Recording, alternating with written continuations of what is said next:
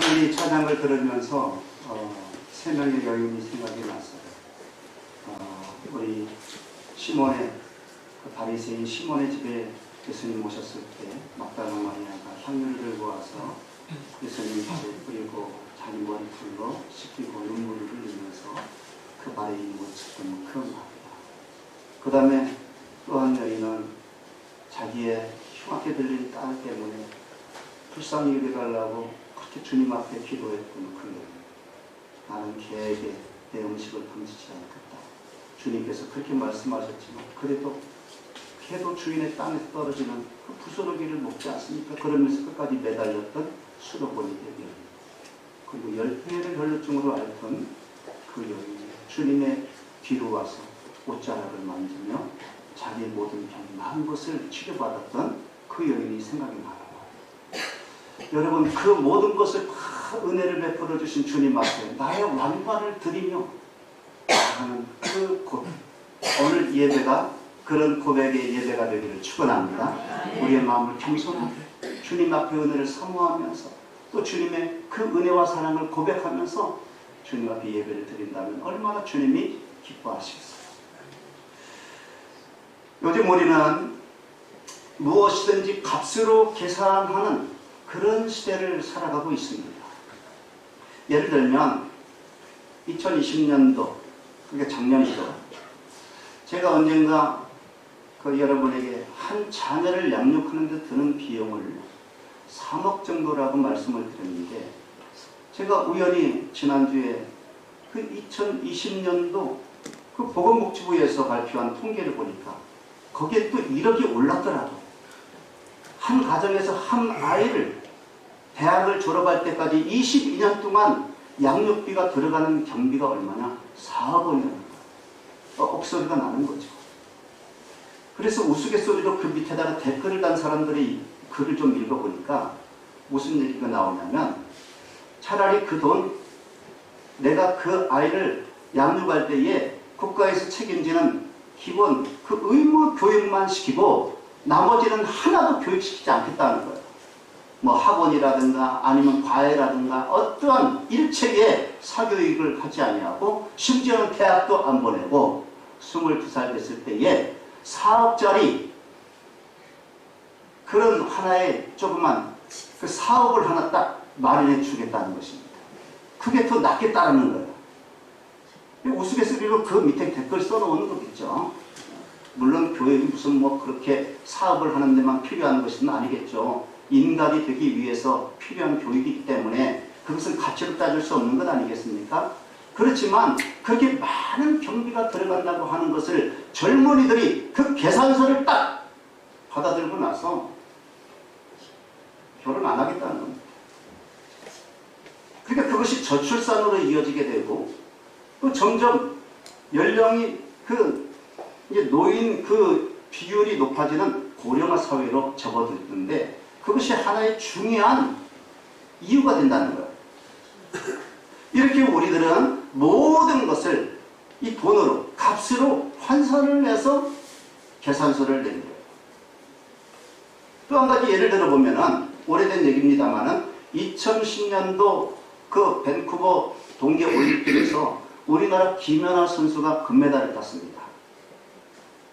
그 김연아 선수가 금메달을 땄는데 난리가 난 거죠. 우리나라 역사상 처음 있는 일이에요. 이거는 우리나라뿐만 아니라 전 세계가 난리가 났어요. 이런 인재는 지금까지 없었다는 거예요. 얼마나 스케이트를 잘 타는지 너무너무 아름답고 전 세계가 황홀경에 빠져드는 그런 선수였습니다. 그런데 이 김연아 선수가 금메달을 딴 것을 경제적 가치로 한번 환산해 보니까 그때 당시 뉴스에도 나왔습니다만 그 값이 무려 6억도 아니고 60억도 아니고 600억도 아니고 6조라고 합니다. 6조. 그 동계올림픽 금메달 하나 딴 것이 6조의 가치가 있다는 거예요. 그러면서 어느 나라든 사실 이 올림픽을 유치해서 그것을 성공적으로 개최한다는 것은 그 나라가 수백조 원의 가치가 있다는 거예요. 경제적 이익이 있다는 것입니다. 저는 어떻게 계산하는지 몰라. 그렇지만 대충 생각해봐도 이제 우리가 보통 한 8년 전 이렇게 8년 전에 다음 그 올림픽을 유치할 나라를 선정하지 않습니까? 그러니까 이 8년 동안에 그 올림픽을 준비하는데 얼마나 많은 고용 효과가 있겠느냐 말이에요. 많은 사람들의 일자리를 만들고 또 경제가 각 분야마다 얼마나 많은 분야마다 우리가 상상할 수 없는 그런 분야마다 경제적인 이익이 얼마나 많이 창출되는지 몰라요. 더더군다나 말이죠. 여러분, 이 광고 효과라고 하는 것, 한 나라가 한 달 동안 집중적으로 전 세계에 홍보하는 것 아니겠어요? 여러분, 우리가 어느 기업체나 텔레비전 아주 피크타임에 광고 딱 15초에 여러분 15초 광고 나가는 거 보세요. 딱 15초에 1초도 안 넘어가. 15초는 딱딱 바뀌어요. 딱딱 15초만. 근데 그 15초 광고하는데 얼마 들는지 아세요? 보통 3억에서 5억 들어간다고 합니다. 3억에서 5억. 15초 광고하는데. 그러면은 우리나라 사람들만 보는 그런 TV 아닙니까? 그러면 전 세계 사람들이 많은 사람들이 다 집중적으로 보고 있는 그 올림픽 기간에 한 나라만 집중적으로 광고하는 거예요, 사실은. 그러면 도대체 얼마나 그 광고 효과가 있겠느냐, 그 말입니다. 여러분, 이와 같이 모든 것을 다 값으로 환산하는 이 시대입니다. 지금은 그래서 그러다 보니까 오늘 현대인들은요, 이 계산에 대단히 민감합니다. 그래서 젊은 남자가 결혼을 해도요, 어떤 조건이나 환경을 따져가지고 나에게 이익이 되지 않으면 그 결혼 성사 안 됩니다. 나에게 조금이라도 뭔가 이익이 있다고 해야 그 결혼을 하려고 해요. 물론 우리 젊은이들을 내가 비하하는 거 아니에요. 그들 가운데 진정한 사람도 있겠죠. 그렇지만 결혼을 생각할 때는요, 그 사람 아주 그냥 죽고 못 사는 것 아니면 대체적으로 다 그런 거 따지는 거예요. 가문 따지고 그 사람 따지고 직장이 뭐고 또 뭐 얼마나 수입이 되고 앞으로 어떻게 되고 이런 거 다 따져가지고 결혼 상대자를 고르는 거지 이게 그냥 되는 게 아니에요. 사실 이런 풍조는 우리 신앙세계에서도 만연되어 있는 현상이라고도 볼 수가 있어요. 그래서 어떤 성도가 목사님에게 찾아와서 그런 얘기를 해요. 목사님, 11조를 해야 되잖아요. 해야지. 근데 11조를 정확히 어떻게 해요? 거기에 보면은 이제 원가도 들어가야 되고 또 무슨 감가도 들어가야 되고 여러 가지 뭐 재료비도 들어가야 되고 뭐 월급도 줘야 되고 다 빼면 이제 얼마 남지 않는데 어떻게 내가 11조를 해야 됩니까? 그렇게 얘기했을 때 목사님 뭐라고 대답하셨냐면, 성도님, 그렇게 꼬치꼬치 따져가지고 헌금하려고 그러면 하나님께서 따져가지고 은혜 주십니다. 여러분, 따져가지고 은혜 받으려고 하면 우리 은혜 받겠습니까? 못 받아요. 하나님께서 우리의 모든 형편과 처지를 다 너무나 잘 알고 계시는데 마치 깐난쟁이같이 어린 우리의 신앙을 따라서 거기에 맞춰가지고 실수할 때마다 한 대씩 때린다고 하면 우리는 남만하지 않을 거예요. 그러나 하나님은 그렇게 계산하지 않습니다. 사랑하십니다. 그렇기 때문에 형편과 처지가 어떠하든지 간에 실수를 하든 때로는 넘어져서 이렇게 잘못을 하든 상관없어요. 사랑하시는 우리 하나님께서 필요를 따라서 다 공급해 주시는 줄로 믿습니다. 그 은혜를 우리는 깨닫고 주님 앞에 신앙생활을 해야 되는 거죠. 여러분, 신앙의 세계는 계산서가 이렇게 왔다 갔다 하는 세계가 아닙니다. 신앙의 세계는 믿음의 세계입니다. 우리가 읽고 있는 이 성경 안에 있는 모든 내용들을 가만히 보면요, 기적 이야기로 가득 차 있습니다. 거의 다 기적 이야기예요.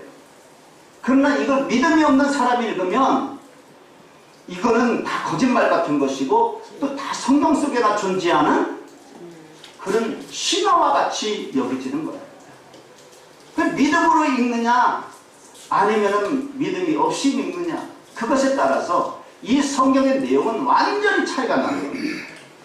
여러분, 세상 사람들이 그렇게 존경하며 읽는 사서성경 같은 것들을 보면 분량도 어마어마합니다. 거기에 많은 교훈이 들어가 있습니다.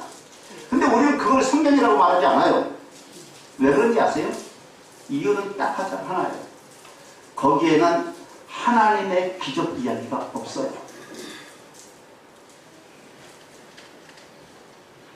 그것은 그저 교훈서에 불과한 거지 성경이 될 수가 없습니다. 자, 이제 오늘 본문도 기적 이야기입니다. 그런데 그 기적 속에, 그 기적 이야기 속에 개사를 하는 성도의 전형적인 모습도 함께 기록되어 있다는 거예요. 우리가 이걸 바라보기를 원합니다. 이제 너무나 잘 아는 그런 본문의 내용이죠. 오병이어 사건입니다. 오병이어 기적 사건은요, 예수님의 공생애 가운데, 예수님 마지막 3년 반 동안 공생애를 사셨는데 그 공생애 기간에 이루어진 네 번째 기적입니다. 많은 기적이 있었지만 네 번째 기적이 바로 이 오병이어 기적 사건입니다. 오늘 본문의 티베리아, 그 갈릴리 바다 건너편이라고 했어요. 갈릴리 바다에는 여러 지역이 있는데 티베리아 지역에 그 갈릴리 바다를 건너편, 거기 베세다 지역이라고 하는 곳에서 있었던 일입니다. 거기에 5,000명이 모였다는 거예요. 여기 이 5,000명은 이제 우리가 뭐 수없이 들었기 때문에 남자만 5,000명, 여기 이제 또 본문에도 나옵니다만은 이 남자만 5,000명이에요. 남자. 다른 복음서, 예를 들면 마가복음 6장이나 누가복음 9장에도 똑같은 내용이 기록되어 있습니다만은 거기는 이제 장정만 5,000명 이렇게 되어 있습니다. 이 장정이라고 하는 말은 성경에서 보면은 전쟁에 나가서 전쟁을 할 수 있는 남자를 말합니다.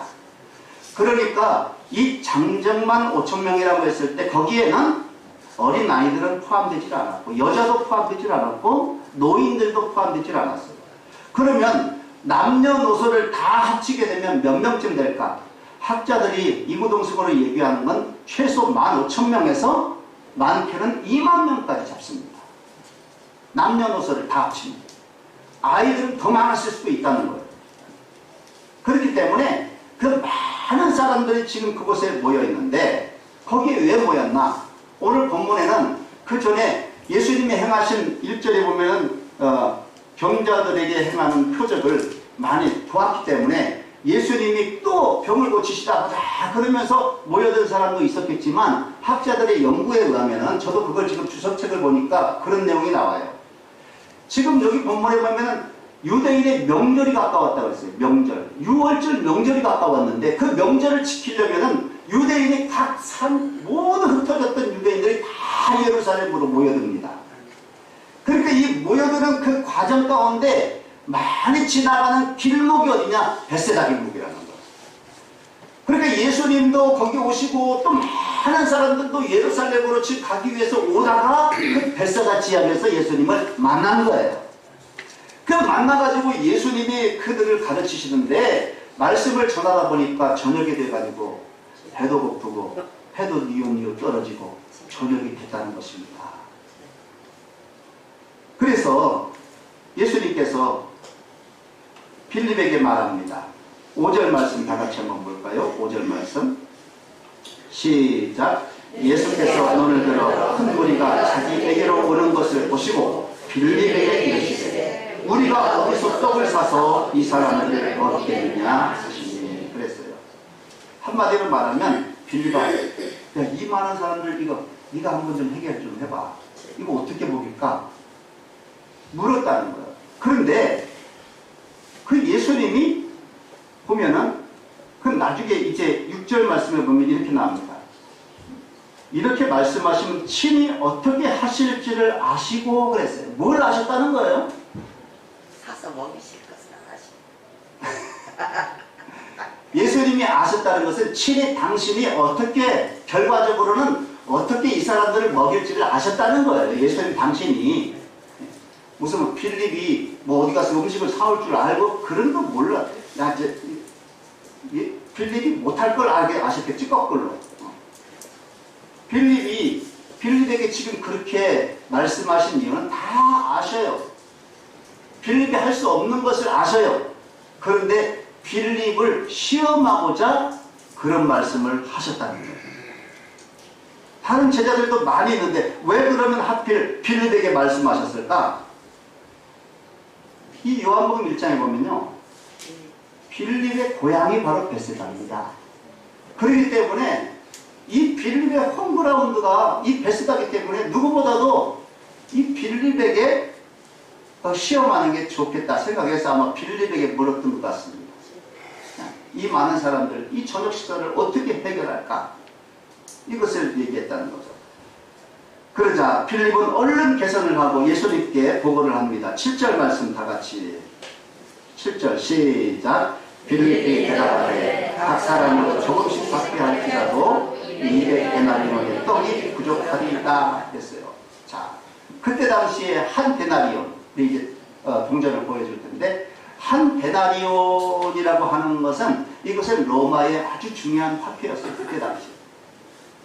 이 한 데나리온은 노동자가 하루 일한 품삯을 말합니다. 우리나라로 말하면 요즘은 10만 원도 더 받죠? 노동자들이. 한 10만 원에서 한 20만 원 받을 것 같아요. 노동자들 하루 품삯. 그게 저 한 데나리온입니다. 그런데 200데나리온의 떡이 부족하리다. 그러면 200데나리온은 노동자의 200일의 품삯을 말합니다. 그러니까 이 안식일 날은 일을 안 했으니까 요즘은 뭐 주 5일째 근무라서 이틀 일을 안 하지만 옛날에는 안식일만 일을 안 했기 때문에 안식일을 빼고 나머지를 다 계산하니까 노동자가 8개월을 일을 해야 200일을 일하는 거예요.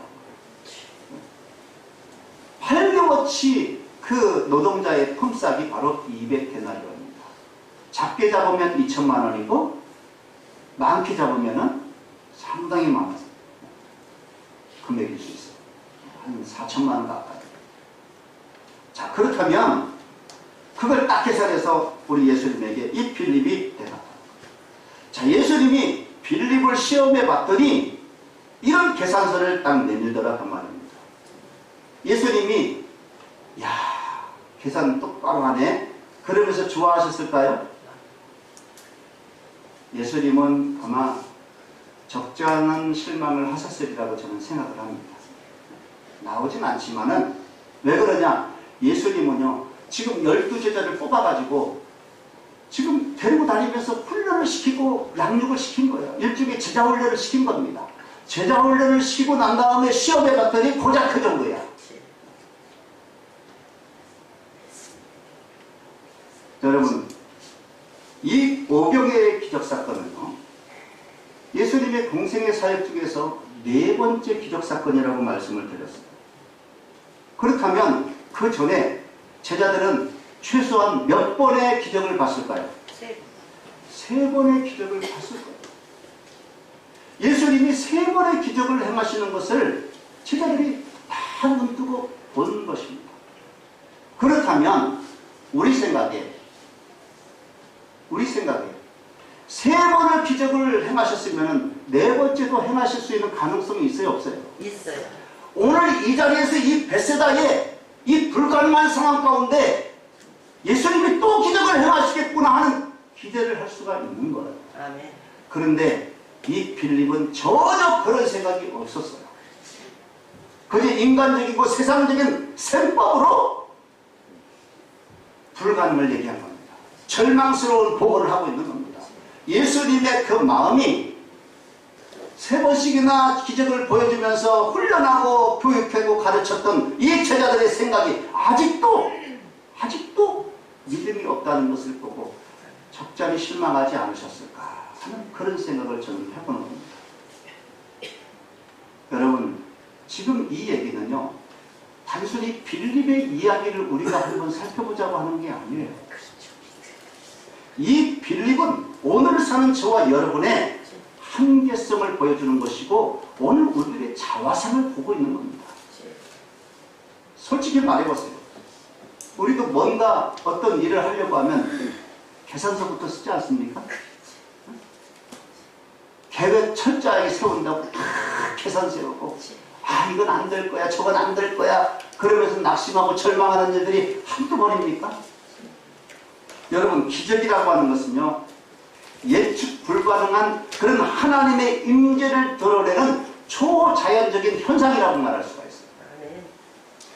그런데 반대로 여러분, 과학이라고 하는 것은 일반적인 원리나 어떤 원칙을 따라서 합리적으로 연구해 가는 방법론입니다. 과학이라고 하는 건. 자, 그러면 과학은 예측할 수가 있어요, 없어요? 과학. 네? 과학은 예측할 수가 있지. 아니, 원인이 이러니까 결과가 이럴 거야 라고 하는, 이게 과학입니다. 증명이 되는 것이 과학입니다. 증명이 안 되는 것은 이건 과학이 아니에요. 그러나 기적이라고 하는 것은 예측할 수가 있어요, 없어요? 없어요. 왜 그런지 아십니까? 기적이라고 하는 건 아까 말씀드린 것처럼 어떤 원리나 원칙을 따라서 이루어지는 그런 과학적인 방법이 아니라 하나님의 임재 가운데 초자연적인 현상이 나타나는 것이기 때문에 이거는 전혀 예측할 수가 없는 거예요. 하나님의 기적은. 그러나 기적은 이렇게, 그래서 이 어떤 자연적인 법칙에 지배를 받지 않습니다. 그 안에 예속되어져 있지 않습니다. 그렇기 때문에 전혀 예측할 수가 없어요.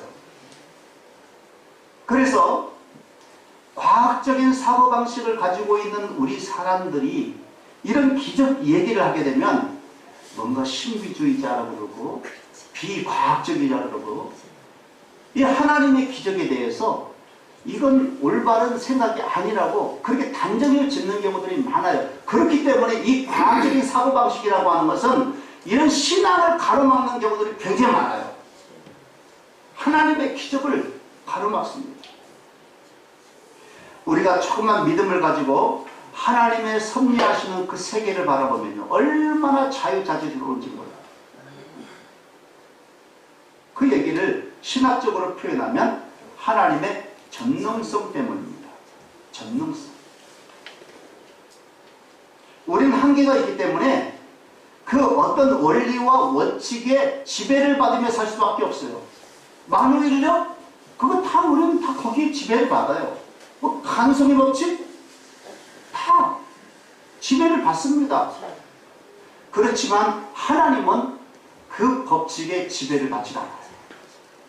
오히려 그 원리와 원칙을 뛰어넘어서 하나님의 능력이 나타나지고 임재가 나타내지는 초자연적인 현상으로 나타나지는 것입니다. 하나님의 역사라고 하는 것은 그래서 전혀 예측할 수가 없는 거예요.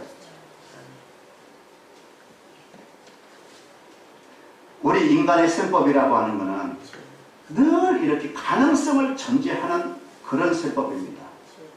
그 가능성이 제로다 그러면은 우리 인간의 셈법은 의미가 없어져요.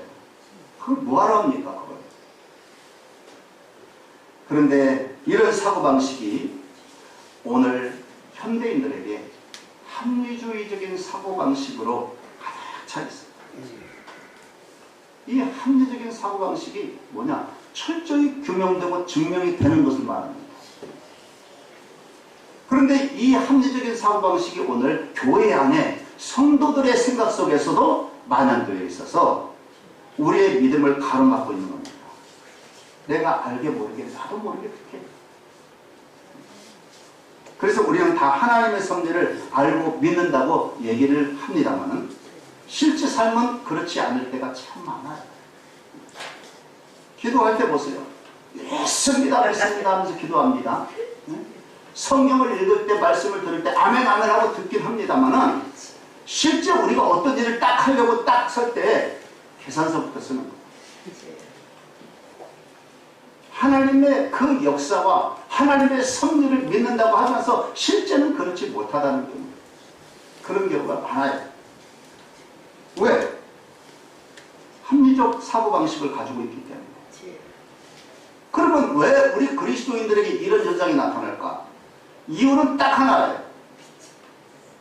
그게 뭐냐? 따라서 할까요? 기적의 현재성을 믿지 못하기 때문이다.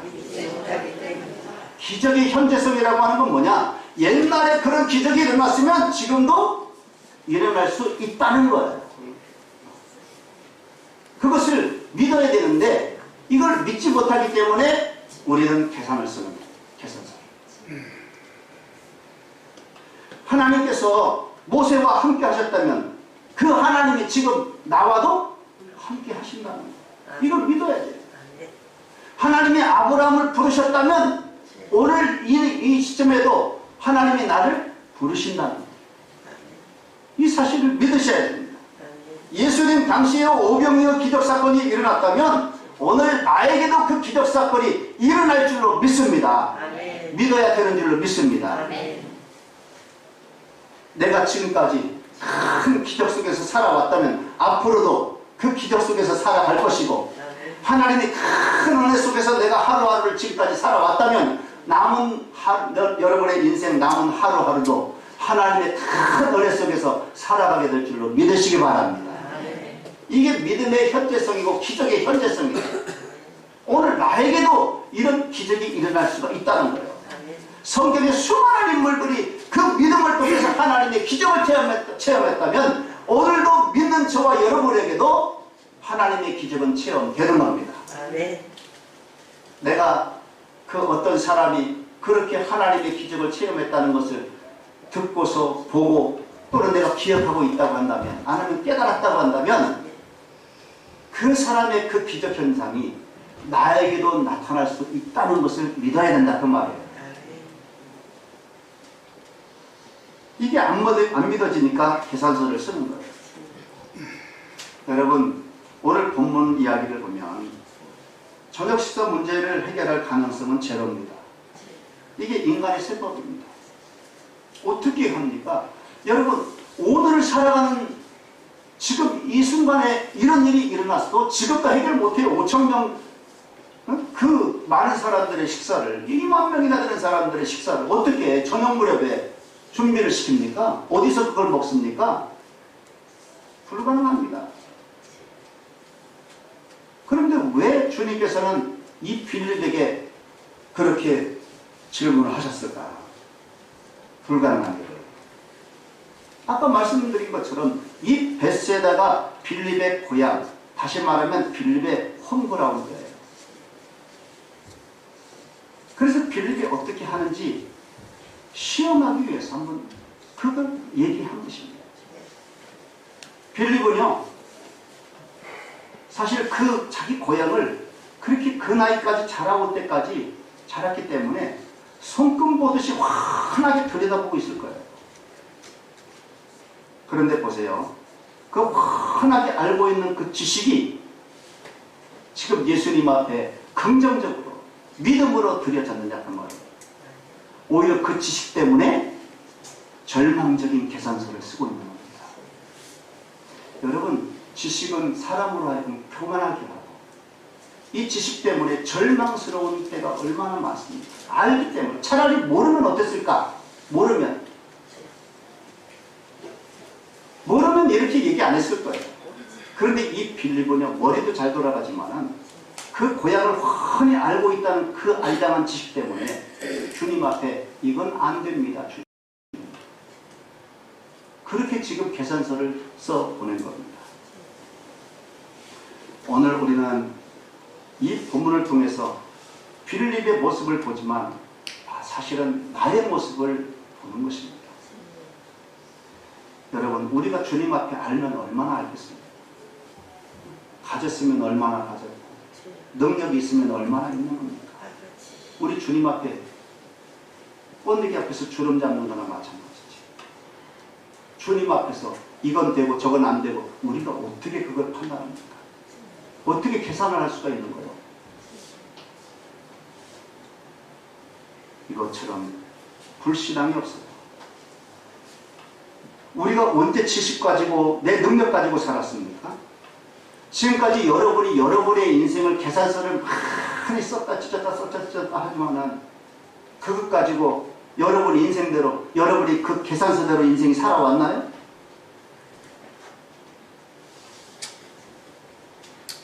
지금까지 살아온 나의 삶을 뒤돌아보면 계산으로는 답이 안 나와요. 어떻게 그 크신 하나님의 사랑과 은혜를 다 계산할 수가 있나요? 여러분, 성경에 보면 제가 자주 예화를 드립니다만 이 어리석은 부자 얘기가 나옵니다. 이 어리석은 부자는요, 농사를 좀 탁월하게 했던 사람일 것 같아요. 그때 당시에 농사를 짓는 사람들이기 때문에 농사를 짓 때 아마 많은 종들과도 자기도 농사를 직접 했는지 안 했는지는 그걸 모르겠습니다만은 아무튼 어느 해에 농사를 졌는데 어마어마한 풍년농사가 지어있고 소출이 막 그렇게 딱 보니까 야, 이런 풍년농사 요 논에서는 쌀 몇 가마 그냥 우리 전체 논에서는 쌀 몇 가마 딱 계산이 딱 나오는 거야. 계산을 해보니까 지금 우리가 쌓아놓은 창고가 모자라. 이 쌀들을 다 쌓아놓을 창고가 모자라. 그래서 남은 쌀을 다 창고에 들이려면 지금 몇 평짜리 창고를 몇 개를 더 지어야 되겠다. 그런 생각을 했겠죠. 그 창고를 짓습니다. 창고를 짓고 거기다 곡식을 다 쌓아놓고 하는 말이 이제는 내 영혼아 먹고 마시고 즐기자 그러면서 아주 그냥 호언된다고 합니다. 왜 그러냐? 아마 쌀을 쌓아놓고 그런 계산을 해봤을 거예요. 내가 한 달에 먹을 양식이 얼마나 우리 식구가 내가 앞으로 몇 살까지 살 것이니까 그 몇 살까지 사는 데는 앞으로 몇 가마가 필요한데 지금 올해 풍년을 거두어서 이렇게 수확한 그 곡식만 가지고도 내 평생을 먹고 살아도 남아. 그렇기 때문에 떵떵거리면서 호언장담했던 것이 내 영혼아 먹고 마시고 즐기자. 그렇게 얘기했던 거예요. 그게 그의 계산서입니다. 그러면 그의 계산서대로 그 인생이 그렇게 먹고 즐기면서 살았나요? 하나님께서 그 부자에게 하신 말씀이 있어요. 어리석은 자야. 내가 오늘 밤 내 영혼을 거두리니 그러면 이 쌓아놓은 모든 것이 네 것이 되겠느냐. 네 것이 되겠느냐. 여러분 우리는 이렇게 세상적으로 계산적으로 아주 똑똑해서 모든 것을 착착착착 계산하는 똑똑한 머리를 가지고 있는 사람을 우리는 참 똑똑하다고 얘기할지 모르지만 지혜가 없으면 하나님은 그 사람을 어리석은 사람이라고 말합니다. 더 중요한 것은 몰라요. 먹고 사는 것, 내가 가지고 있는 것, 그것만 봤지. 더 중요한 건 몰라. 여러분, 우리 인생은 절대로 계산서대로 되지 않습니다. 우리 인생은 절대로 따라삽시다. 절대로 하나님의 은혜대로 된다. 하나님의 은혜대로 된다. 아멘. 계산서대로 되는 게 아니라 내가 아무리 계획하고 계산을 잘 짠다 할지라도 그대로 되는 게 아니라 하나님의 은혜로 되는 것을 확실히 믿으시기 바랍니다. 아멘. 오늘 여러분이 살아가는 순간순간도 하나님의 은혜로 되어지는 거예요. 아멘. 그래서 스펄전 목사님은 아주 유명한 말씀을 하셨는데 다 같이 한번 따라서 합시다. 믿어라. 계산은 하나님이 하신다. 너희들은 계산서 쓰지 말라는 거예요. 뭐 하라는 거예요? 믿기만 하라는 거예요. 믿기만 하라. 계산서는 누가 쓰는데요? 하나님이 쓰십니다. 셈법은 크게 두 가지가 있습니다. 하나는 인간의 셈법이고 이것을 어리석은 셈법이라고 이야기를 합니다. 우리들의 셈법의 특징은요. 하나 더하기 하나는 뭐예요? 둘이에요. 거기서 조금 모자라도 안 돼요. 조금 더 넘쳐도 안 됩니다. 딱 두 개만 나와요. 이것이 인간의 셈법입니다. 그러나 하나님의 셈법은 그렇지 않습니다. 하나에다가 하나를 더하면 아무것도 없을 수도 있습니다. 다시 하나가 될 수도 있습니다. 하나에다 하나를 더했는데 500이 될 수도 있고 심지어는 무한대가 될 수도 있습니다. 그렇기 때문에 기적이 나오는 것. 하나님의 셈법으로 할 때의 기적이 나오는 겁니다. 예를 들면 소 한 마리가 짐을 끄는데 한 마리가 끄는 그 무게가 얼마나? 2톤이라고 합니다. 2톤. 2톤도 엄청나잖아요. 소 한 마리가 끌 수 있는 무게는 2톤이에요. 그러면 두 마리가 끄는 무게는 얼마일까? 네, 4톤이라야 맞잖아요. 그런데 실제는 그렇지 않다고 합니다. 두 마리가 끌면 8톤을 끌는다고 합니다. 그럼 우리 인간의 성공이라고 하는 것은 항상 하나 더하기 하나는 2야. 이게 그렇기 때문에 절망스러운 거예요. 그러나 여러분, 하나 더하기 하나는 무한대일 수 있습니다.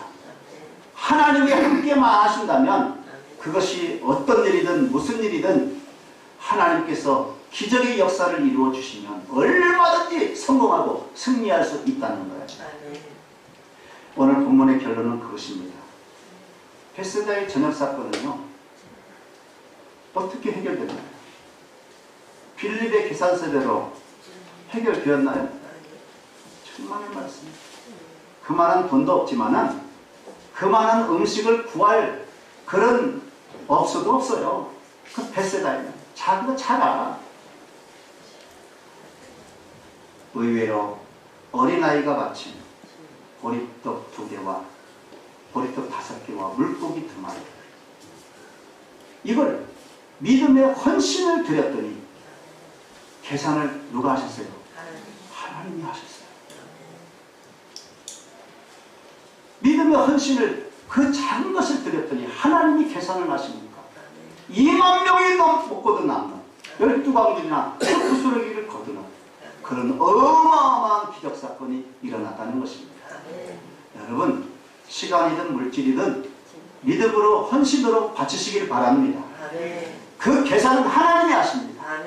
우리가 생각하듯이 그렇게 우리 먹고 막 따지고 그리고 나머지 중에서 얼마 이렇게 하지 마시고, 주님께서 베푸신 은혜와 사랑 감격하고 감사함으로 내게 주신 것 중에 정말 마음을 쏟아서 주님을 사랑하는 마음으로 드리시기 바랍니다.